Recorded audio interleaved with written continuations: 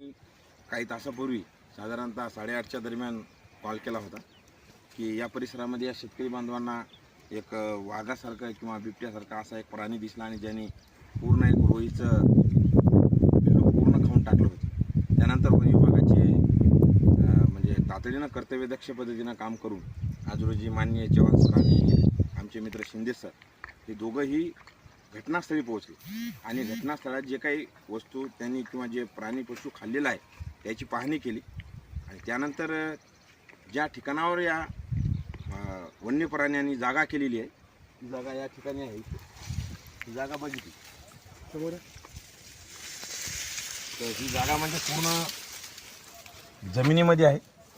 या जमिनीच्या बाजूकडून त्या जमिनीच्या बाजूकडे अशी ही जागा त्यांनी निर्माण केलेली आहे आणि एकंदरीत या जागेची जर आपण पाहणी केली तर ही